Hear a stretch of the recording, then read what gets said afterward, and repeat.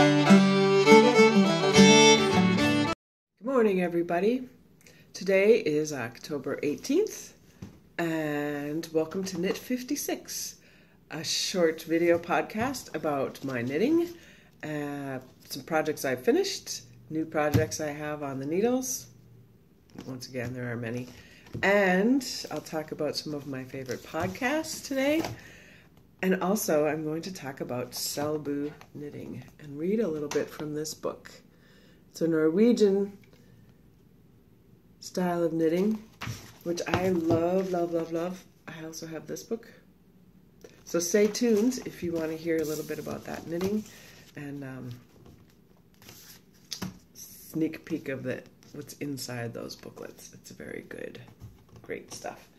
So I'm in a new location today. I haven't quite decided where I'm going to sit for these podcasts. This is episode 7. And I'm sitting at my dining room table, between my dining room and living room. And right here in this corner, you can see a peacock feather. Just around the corner there, I have a vase full of tall peacock feathers. My friend has a peacock named Hornpipe, and I was lucky enough to get some tail feathers from Hornpipe. They're awesome. And you can see in the window behind me, right there, over there. That is a window hanging that I did. I knit that lace out of cotton, crochet cotton, and then dyed it. And then I strung it around some grapevines from our grape arbor. And I plan on talking about those. I've got a couple of them. There's another one you can see kind of behind the lace there. But I'll talk about those in another podcast. For now, let's get started on this podcast. What have I done? Well, I don't think I have. I have one thing to show you that's finished, but it's not really finished. And it's Gary's sweater. So I knit this sweater for my friend Gary. And that's the collar. He wanted something that could turn up. He is bald. He shaves his head, and he has a beard. So this is perfect because it sits right under his chin, but yet it can go up in the back around his ears, under his ears. And it's kind of a traditional Guernsey. I knit this out of Harrisville worsted weight. And I love it. It's light and airy, but super warm. So Gary came over, and it fit him perfectly. Sleeves fit. One thing that didn't fit, it was too short. So I had compensated for his belly by doing a larger size around the belly, right? And decreasing for his shoulders. So his shoulders are fairly narrow compared to the size of his belly. What I didn't compensate for was that as it's bigger around in front, it also will make the item shorter. So I need to add length, specifically in the front. A little bit in the back. The back's pretty good, but here's more of the sweater. And I got this lovely cast off. I know this cast off that's, you use a darning needle and you go through the stitches. And I have the same cast off on the cuff. And so I don't want to redo all that knitting. This was knit from the bottom up.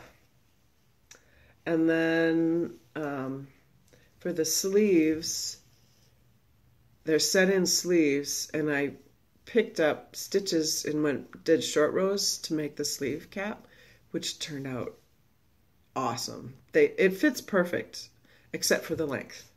So what I've decided to do, the sun's a little bit funny there, sorry about that. What I've decided to do is, at the bottom, I'm going to take 2 circular needles and go through the stitches. So I'm going to cut, you don't need to see this, okay. I'm going to cut a row of knitting, and while I'm doing that, I'm going to insert 2 sets of needles, one on the ribbing and one on the body of the sweater. And then I will knit the ribbing up a little bit longer, and I'll knit the body a little bit longer, and then I'll Kitchener them together. So we'll see how that works. I'll have to do it on a day when I'm feeling detail-oriented. And I'll let you know how that goes. I'm also going to short row it, so there'll be more rows in the front than in the back.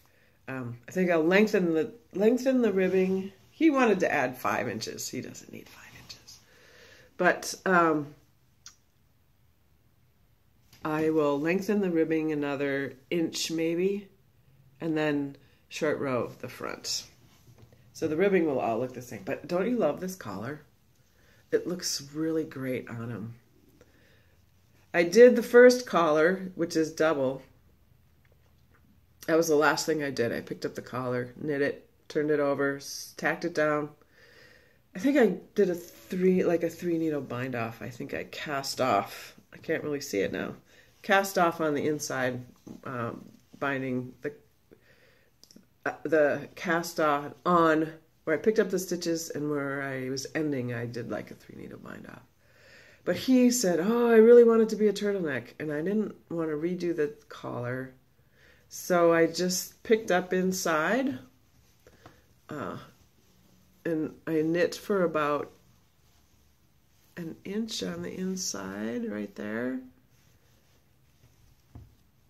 1.5 inches, maybe 2 inches. And then I did that in the round, and then I worked back and forth for this folded collar. I love how it turned out. Anyway, more work on Gary's sweater. And it smells so good. It smells like yarn. The other thing I have on my needles is a bamboo shawl. And this is really fun, but it's a little tiring to knit just because it's so slippery. I'm doing this slip stitch pattern. The yarn it's not quite that bright. It's a little darker than that, but it's a great color. Can't really, oh, there you can kind of see the texture of the pattern. And the thing I like about this is that both sides are the same. It's done in garter stitch with a slip stitch every 7 stitches. So you knit it on one side and you slip it on the other, and the pattern is the same on both sides. I'm increasing 5 stitches each side every 2 rows. 3 stitches each side. So what I am shooting for, what I'd really like to have, is a shawl that's long and not too deep and kind of curved. And I found the perfect edging.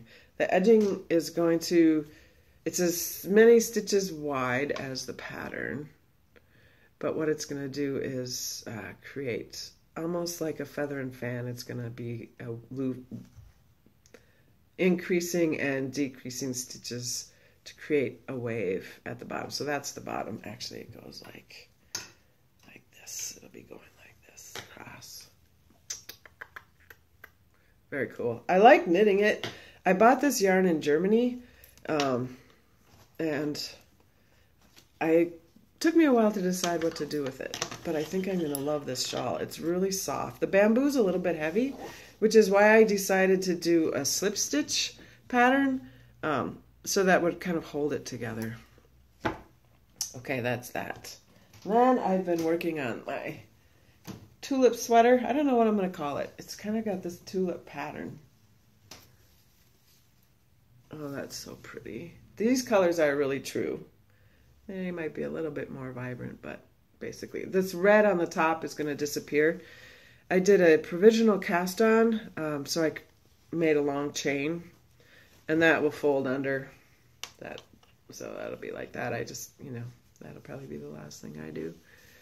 And I'm knitting down, down, down. I was knitting both sleeves at the same time. So I was knitting them like this on 2 sets of needles. And that way I know they'll be exactly the same size, because I end up working on this really late at night and my gauge probably changes.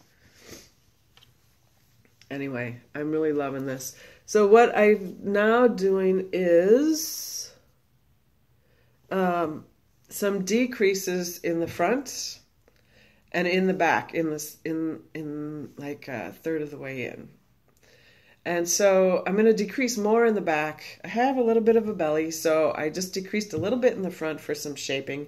It's still going to have, 2 inches of positive ease, but my belly's not quite as big as my chest circumference. So I'm decreasing a little bit in the front, and then look at that nice tulip pattern, and more in the back. So my back will kind of pull in, and you know those really nice tailored sweaters that have the darts that go in the third of the way in from the sides? I think that's really nice tailored look. So I'm doing that on my sweater. And this is knit out of Quince & Co. It's a bird. Is it finch? Might be. I have to look at the label. But it's really, really great yarn. I think it's going to pill a little bit. It's kind of pilling as I knit it. But it's pretty easy to knit. It's a really nice round yarn and soft, and just keep going around and around. So that's fun. What else have I been working on? My socks. So, the other thing that you can see, I'll show you where Brandy spends all his time on the sofa. We have 2 sofas. That's his sofa. It's got covers on it, as you can tell, an old sheet. Oh, big old breath there. Did you hear him? Yeah, so that's where he spends his days. We go for a walk, and then he's back on the sofa. All right, back in, there we go. These socks. I've been knitting these in the round. I had some trouble with these socks. I've got them both on the needles. So the heel, I did a slip stitch heel. I slip stitched every 2 rows. I switched colors, and I alternated where I slipped and knit the stitches, and that created that nice little pattern on the heel gusset. I like that look.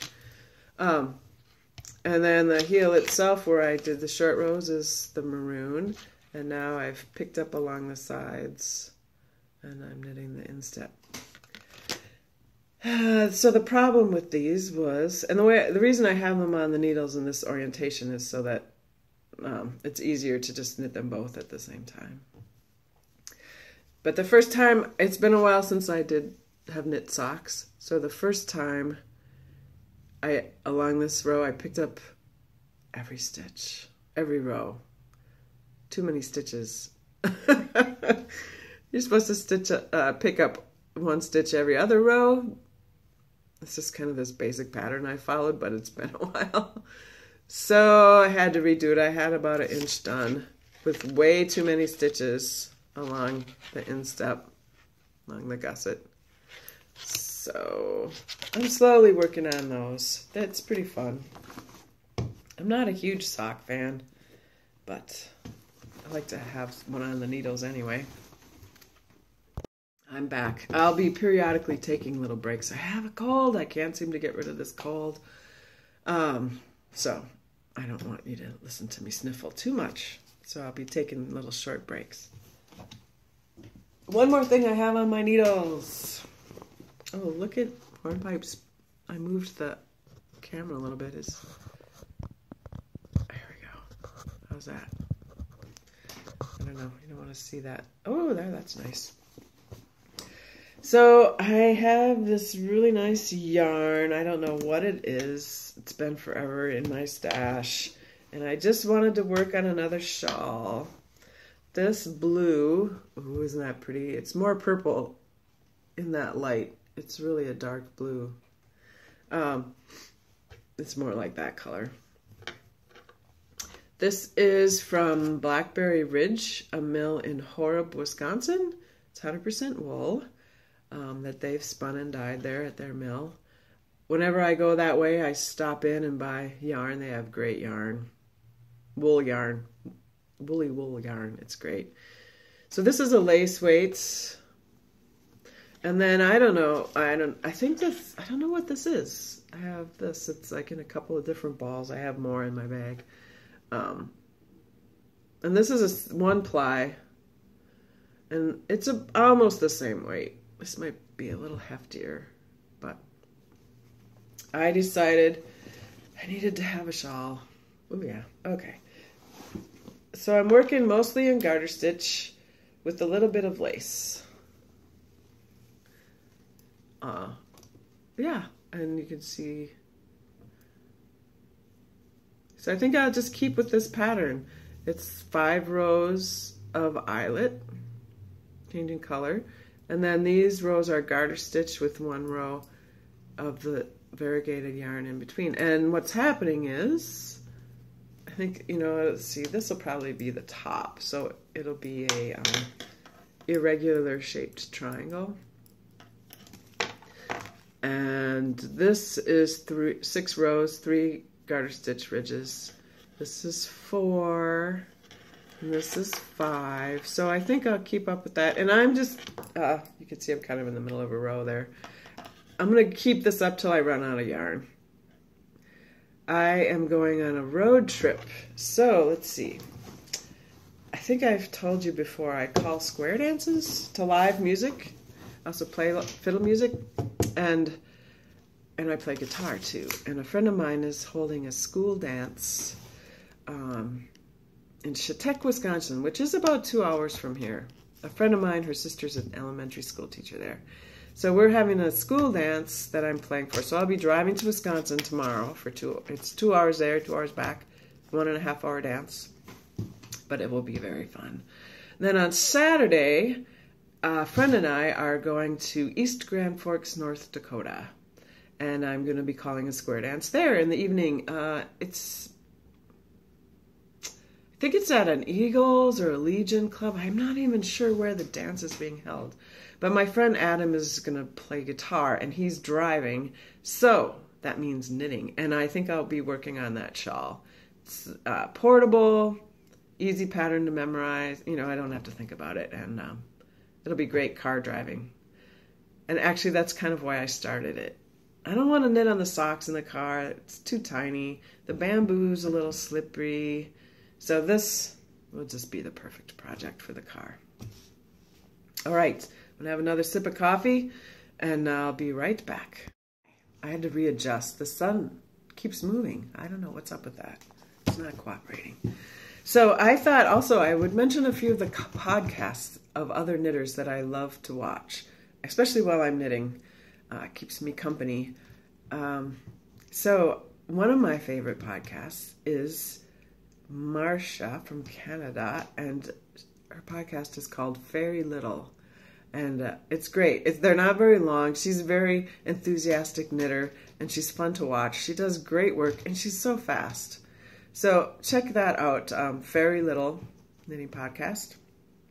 And another one, so I've been watching Marcia for a while. I went and watched all her old podcasts. I'm caught up. I keep caught up with her. And the other one that I just recently started watching, which I really love as well, is Emily from FibreTown. And it's FibreTown, FibreTown. And she's just really down to earth. She has some great knitting. She sits in her kitchen and chats. It feels like you're sitting with her in her kitchen. So check out that podcast as well, Emily from FibreTown. I have not watched all her back issues, but I catch a couple whenever I can of her. So I am on to Selbustrikk. I don't know how to speak Norwegian, but I will try for some of the terms. Here is a pair of mitts I knit in this style of knitting. The back, or actually they're gloves, I guess. So the palm has this great checkerboard pattern. The cuff, is there any rimming? There's like 3 rows of knitting maybe. I cast on using 2 colors. So my cast on edge has this nice green. And I used quite a few colors. Here's the back side again. So this yarn is also from Harrisville Designs. It's their Shetland, and I can't remember, I think it's a fingering weight. I think I knit these on 3s or 2s, I can't remember. But look at how fun this is. The fingers have different patterns. It's cool because it carries this design up onto the little fingers. So she loves these gloves. And see how small her hands are? My Ellen. And so I love knitting things for her because she's a small person. And the things go really fast. These 2 colors of purple are actually different. I had lots of ends. This didn't really take that much yarn.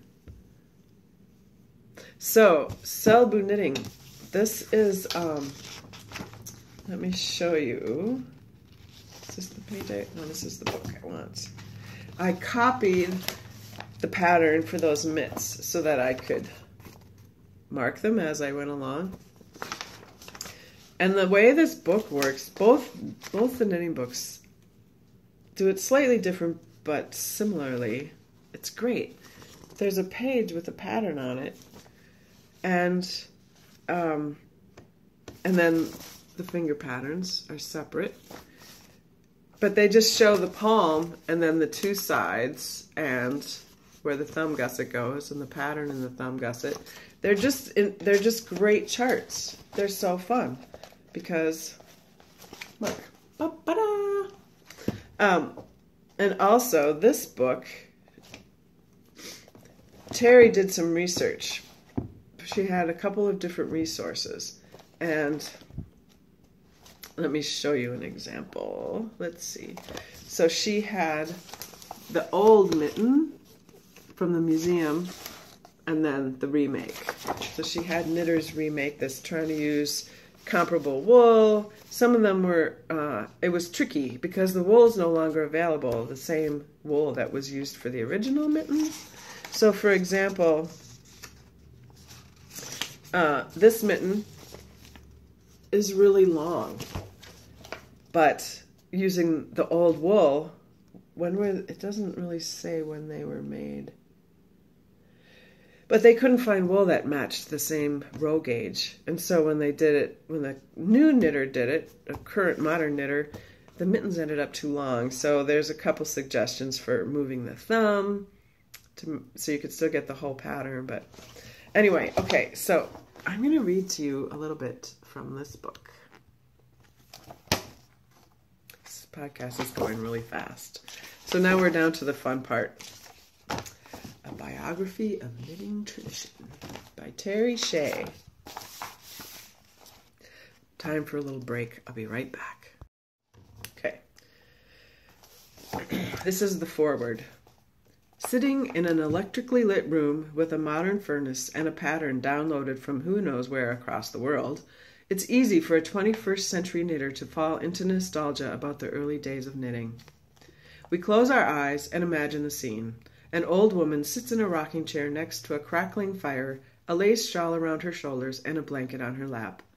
Near her feet sits an old dog and a basket overflowing with yarns of all colors. The old man sits opposite with a book or a pipe or a bit of whittling. They rock together silently, and the old woman knits on a bit of fine work, a lacy shawl or a patterned sock.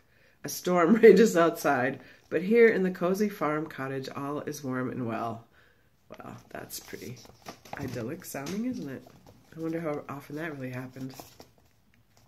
Or we picture the opposite, a family so racked by poverty that father works to the bone just to pay the rent, and poor mother must slave every spare minute over her needles to put food on the family table. Her gaunt, pale children, too many of them, hold the skeins between their twig-like hands while she winds the yarn into balls. Then she feeds the children a thin gruel and sends them to shiver under threadbare blankets while she knits by firelight long into the dark night. I have no doubt that both scenarios played true in places at different times. Comfortable people often enjoyed knitting for its own sake, and there are more than enough written reports from knitters in Shetland whose situations was dire indeed. Knitting has been a cottage industry in many areas of Europe, bringing in extra money in times of difficulty. But I hope to get beyond stereotypes and paint a broader picture of the life of one particular tradition of knitting. A picture that includes the gentle old woman, but also determined businessmen, dedicated historians, and mostly thousands of craftswomen and men who knitted for the love of work itself as well as the extra money it could provide. I came to this project serendipitously.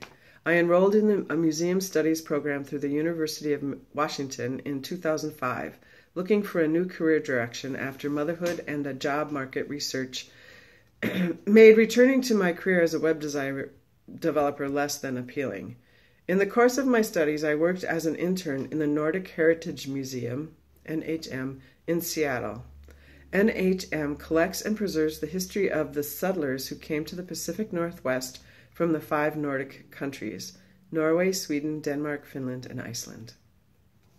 The sun keeps moving. Sorry about that, you guys. When the collection is extensive for a small museum and naturally contains a large number of textiles. Excuse me, I had to sneeze. Okay. When the collection's manager, Lisa Hill-Festa, learned of my background as a knitter, she decided to put me to work on the catalog, adding additional data to the records for the museum's collection of mittens. Only another knitter can imagine the thrill of excitement I felt when I first opened the gray archival box, folded back the acid-free tissue, and saw pair after pair after pair of beautiful, well-made, and gorgeously patterned mittens. The urge to slip my hand into that soft wool was overpowering, and I had to put my hands behind my back to keep from doing it. As the cliché goes, I drank them in with my eyes only. 3 mornings a week I came in for a few hours, measured the width, length, and gauge, described the pattern, and checked the paper records for clues about these masterpieces. Museum days became a sacred time for me to regain my space as a person and not just as a mother and wife, and to connect with the knitters who had created these beautiful pieces, seemingly for me alone to view and enjoy. As NHM is a small museum with limited staffing, the mitten collection had not been categorically reviewed by someone with the expertise of a knitter, so this was a tremendous opportunity for me. As I studied each pair in depth, I began to see similarities that a non-knitter wouldn't notice. How the palm patterns on several were identical, or how the cuff of one pair was the same as the thumb on another. I had been primarily a texture knitter, but looking at all the stranded patterns made me long to try it out for myself.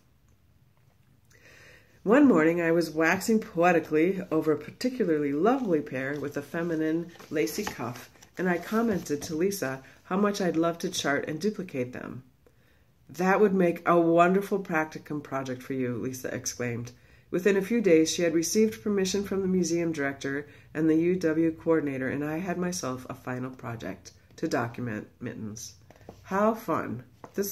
What a great project. Sounds simple enough, doesn't it? In the course of my charting and research, I recognized that more than half the collection were the Selbu type mittens, a Norwegian style characterized by a white background and black pattern, typically a variation on the 8-pointed star. After I finished the cataloging, I decided to focus my research on Selbu mittens for simplicity's sake, since the collection had mittens from so many different regions. Not more than a week after I had charted the last pair of Selbu mittens, my home was burglarized.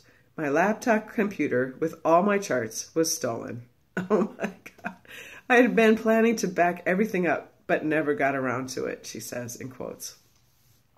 With no data and a deadline approaching, I knew I would have to start over from scratch and rechart every pair. Let this be a lesson to you. Back up your data early and often. I found once again that every cloud does indeed have a silver lining, because one evening when I was pouting about having to rebuild my charts, I did some web surfing to see what I could find. I suppose it was work avoidance more than anything. I looked at Norwegian yarn company sites. Excuse me a minute. I looked at Norwegian yarn company sites, trolled through search engines, read a lot of blogs, and somehow, through links, I found myself at the website of the Selbu by Bygde Museum, the folk museum in Selbu, the village where the mittens were born. The URL is in the bibliography. I'll put that in the notes also. I'd been searching for historical information to round out what I had learned from studying the mittens themselves, but little has been published in English. Finally, here was the jackpot. A quick email to the museum, another search for a new Norwegian to English translation program, and I was inspired all over again. After a few weeks later, I was knitting in a yarn store when a local yarn rep, Sandy Blue, came in. I had met her before, but hadn't seen her in some time, so we chatted and caught up while the store owner decided which yarns to order for fall. I was working on a pair of mittens and told Sandy the story of my project. She recommended I contact Anamor Sundbo. She's really nice.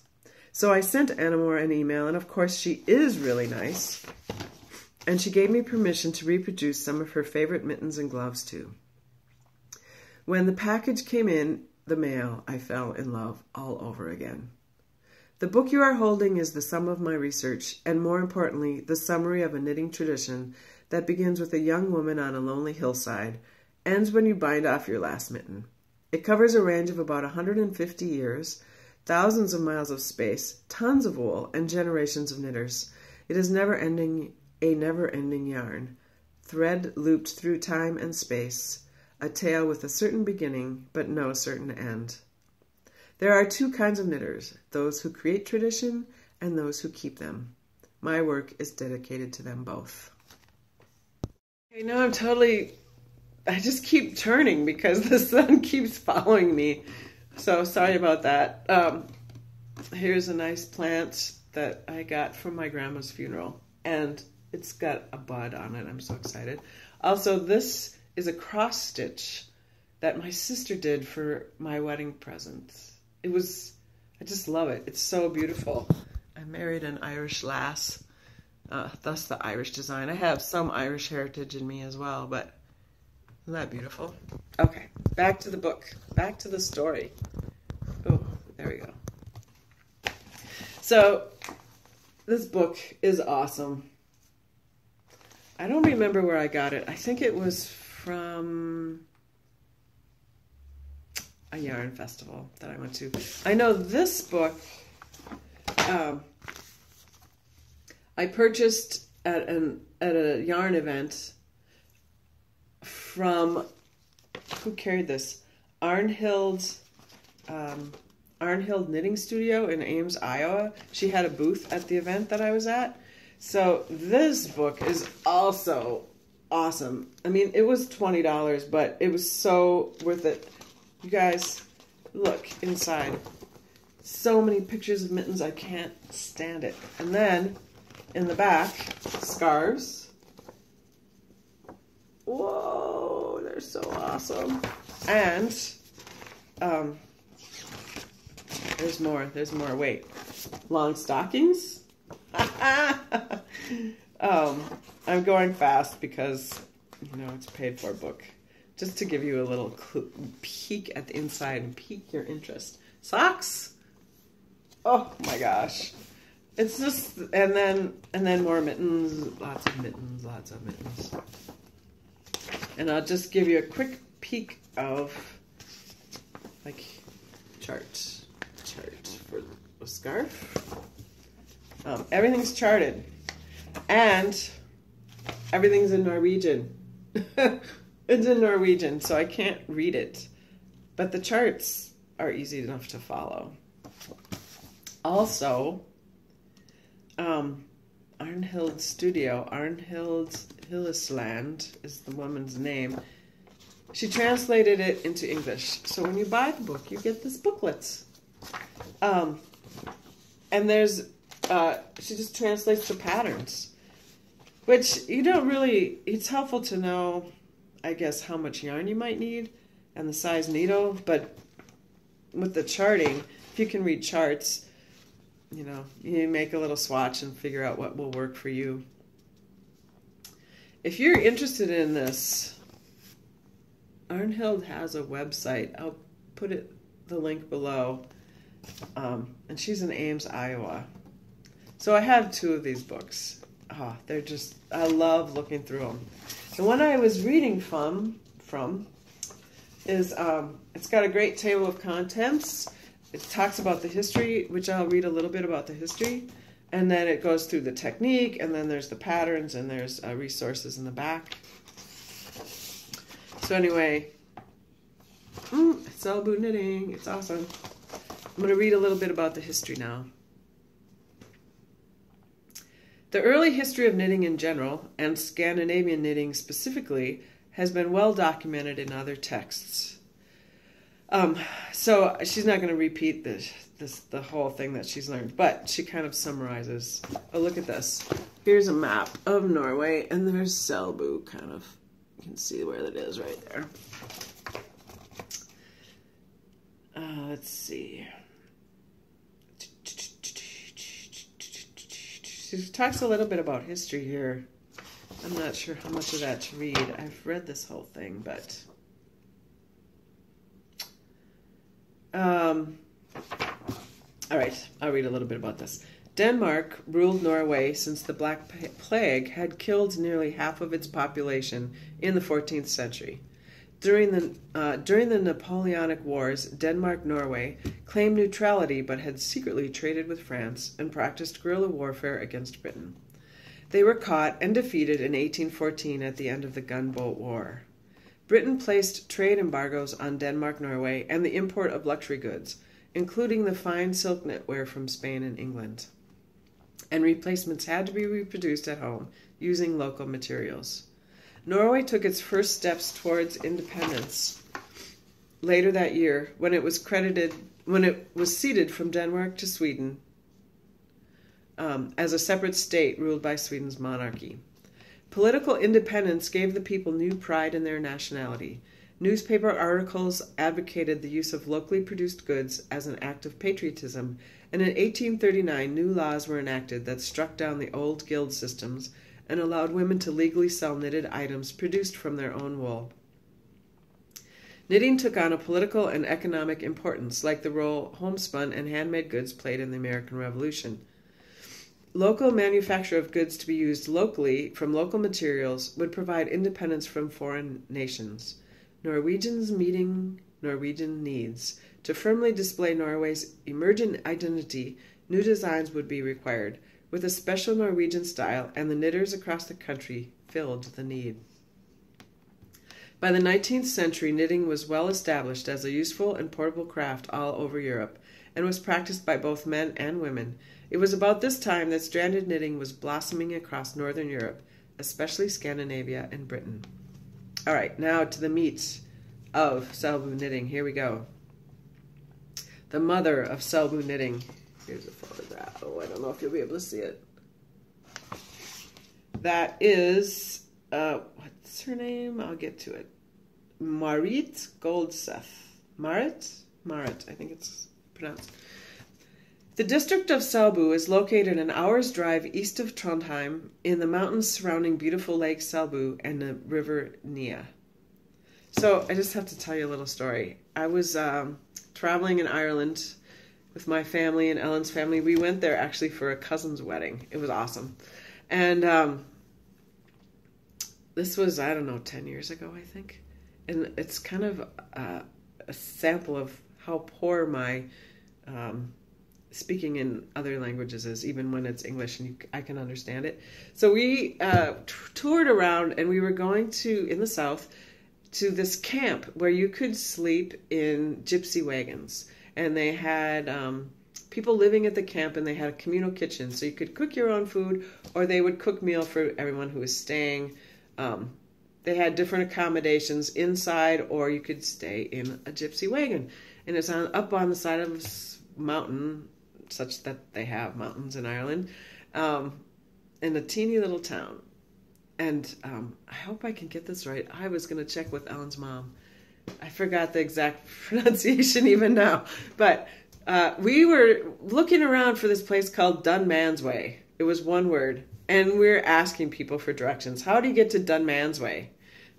we couldn't find it. We couldn't find it. We couldn't see it on the map. We sort of had directions from the ticket reservations. And then finally someone said, oh, Dunman's Way. And Dunman's Way. Not Dunman's Way, but Dunman's Way. And they said it so fast and so differently. So I apologize for my pronunciation. I am Minnesotan and don't know accents, but I'll carry on. Okay. So, surrounding beautiful Lake Selbu and the River Nia. Just 485 square miles, it's fairly far north even for Norway's standards, about 230 miles south of the Arctic Circle. In the summer, the sun dips below the horizon and the sky darkens for only a few hours each night. Deep winter is equally dark with about 6 hours of light each day. The Gulf Stream protects the coast from extreme cold. Temperatures in nearby Trondheim hover at the freezing point all winter, with dips above and below throughout the season. The countryside is mostly mountain and lake, with forestry, mining, and farming the principal industries for most of its history. It was common for girls to take some knitting with them into the hills and work while watching the herds during the long summer days. In the summer of 1856, Marit Goldseth worked for a farmer named Josnes. Another girl who worked at the farm had made him a pair of stockings with black stripes, snaking up the leg. Jo asked Marit if she could do the same. Looking at the determined expression in the photo of Marit, I can see her as a person who would take a tease and turn it into a dare. Set with the challenge of knitting something entirely new, Marit tried alternating stitches of 2 different colors of yarn. She experimented and practiced all summer, trying different designs.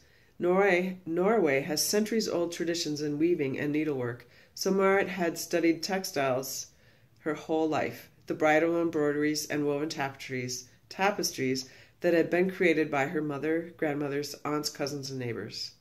She incorporated the 8-point rose design she had seen since birth into her work. At the age of 16, Marit created mittens using the Selbu rose, knit in white and patterned with natural dark wool. Marit and her sister wore the new mittens to church one Sunday. If her family had been less respected, the other women might have rejected her mittens as outlandish, and we would never have heard of Selbu, Norway. Luckily for her and for them, Marit's mittens were extremely popular, and one by one the girls and women of the district learned to knit in her new way. Each wanted to create a design even more beautiful than the others. It is an extraordinarily rare occurrence to be able to identify the exact place and time that a cultural advance is initiated. Who discovered fire? Who used the first wheel? Who wove the first twill? Who knit the first gansey? In Aran Knitting, Alice Starmore has stated her belief that Aran's sweater tradition was invented by a single knitter, but the identity of that inventor has been lost. Selbu may be unique in remembering the origin of their best knitting tradition.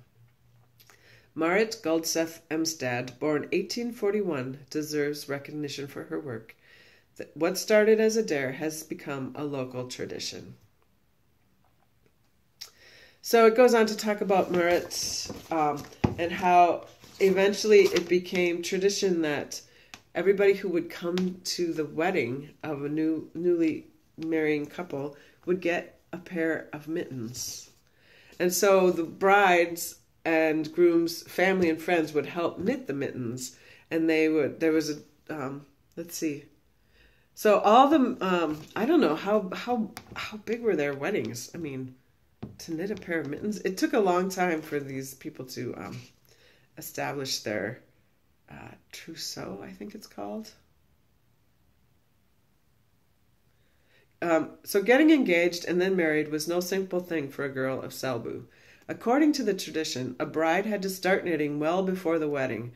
First, she had to make a special pair of Selbu rose patterned stockings for the bridegroom. Then she knit stockings for the father of the groom, the brothers and brothers-in-law, and the bridegroom's godchildren. Well, what about the women? Jeez. Anyway, the bridegroom's mother received a new dress. There you go. And his sisters and sisters-in-law received new blouses. All of these were handmade, of course, and all were the responsibility of the bride. If she couldn't or didn't want to sew the blouses and dresses herself, she could knit extra socks and mittens and trade them at the general store. So that's quite an amazing tradition. But everybody, was getting married, so I'm sure they helped each other out. And what a good excuse to knit. Can you imagine knitting a pair of mittens for every man that came to your wedding? I can't. Okay. Carrying on. All of the men invited to the wedding would receive a new pair of mittens to take home with them as a gift. But these were not knit by the bride. Oh, okay, here we go. They were knitted... Shh. Brandy, be quiet. Yeah. Car door outside. Such a great protector. They were knitted by the women who had been invited and delivered to the bride a few days before the wedding. The bride would clean and decorate the bridal loft and hang the mittens carefully on a rope or rod where they would be on display throughout the wedding. She had to pay careful attention because it was her responsibility to make sure that each man took home the mittens his wife had knitted. If Erling took home the mittens of Karl's wife had made, the bride would look like a fool. These wedding traditions were developed and followed in the late 19th and early 20th centuries, only dying out during World War II. Wow. It is my belief that the patterns NHM number 10 and Anamor's number 3 in this book were knitted for wedding gifts. Both pair are worked at a fine gauge, around 9 stitches to the inch, which is typically seen in pre-war mittens. Post-war mittens were often knit in DK wool at a larger gauge, 6.5 or 7 stitches to the inch. The date 1932 is in the time frame that Selbuvotter were knit for weddings. And, sorry, I just noticed my shadow on the book. It's distracting me. So let's see. The date 1932 is in the time frame that Selbuvotter were knit for weddings, and the letter S-O could be the groom's initials. The donor who gave the mittens to the museum donated them in honor of her father, whose name was Strang. And perhaps Erling's wife worked his name into this pair, so to make sure no mistakes were made when it was time to hand out the gifts. So I think that's where I'm going to end my reading, but it goes on to talk about the industry and how it developed, and there was a general store owned by Frederick Birch, who decided to commission knitters for fancy mittens, Selbu style mittens and hats and scarves. And so he hired knitters from around the area to knit for him, and it became a huge market and trade from all over the world. But he had so many knitters, and they were paid, it was production work, they were paid by the mitten. So the patterns ranged. It talks about the book. She talks about knitters would, some knitters would use bigger yarn.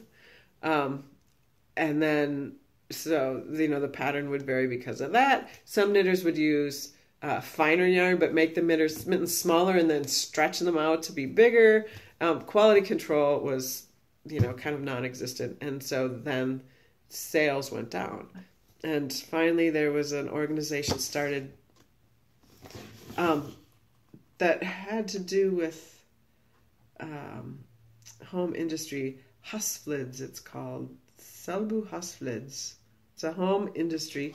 Anyway, and so they developed standards and patterns, and they started to use the same patterns and repeat the same patterns over and over. And if any of you has knit the same pattern more than once, you know that the second time it always goes faster. So, yeah, I'll just read the last paragraph in her introduction before the pattern work begins. The last few paragraphs. Selbu Husflids was poised to launch massive new marketing campaigns when production was halted due to problems with buying high-quality yarn. This was in the 1990s.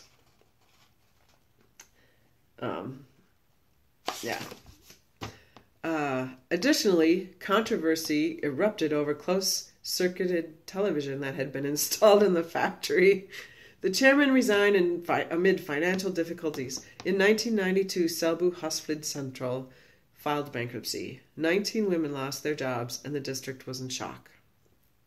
Merely a month later, though, the business was reformed under the name Selbu Home Industry, with Edwin Dalho as the new manager. Selbu Home Industry AS has 11 full-time employees today, according to their website, and around 200 local knitters producing for the company. This book was published in 2007, so it's probably still going. Actually, I looked it up on I looked up the website. And you can buy mittens. You can buy mittens. They range from $35 to $55 for a pair of mittens. Can you believe? I think that's so inexpensive for the work that it takes. A mitten and hat set would go for about $86. 703 EKS or $86. And a pair of socks, the average price was $67. So there you can buy traditional Selbu mittens and gloves still today. Knitting remains a respected part of Selbu culture. The town is home to Selbustrikk Museum, the largest permanent knitting exhibit in Norway. Home knitters still make the traditional mittens and gloves as well as more modern garments. Selbu Home Industry sells its collection in a store in town and on its website under the label Original Selbu. So if you look up Original Selbu, you can find a source for these mittens if you don't want to knit them yourself. One more paragraph. Selbu designs have entered the world's design library. Stars, dancers, reindeer are commonly seen.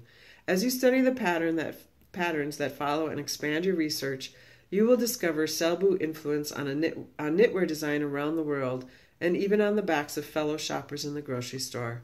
While most people will be unaware and uninterested in the origin of the designs in their clothes, educated knitters will have a special connection with the past and with generations of gifted artists, those before us and those after. So, Selbuvotter. Check it out. It's a great book. And, oh my gosh, never-ending supply of pattern design for anything that you might want to use it for. Well, if you've stuck with me this far, watching the sun go around, thank you. Thanks for staying. I know there are lots of knitting blogs out there, lots of things to take your attention and time, but I appreciate you coming to listen. It gives me a reason to think about my knitting in a whole different way. Obviously I knit anyway, but to think about it and talk about it adds a new perspective and appreciation. So thanks for coming to visit me. You can find my social media contact information at the beginning and the end of this blog. And happy knitting. And I'll see you in a few weeks after I get back from Louisiana. Bye.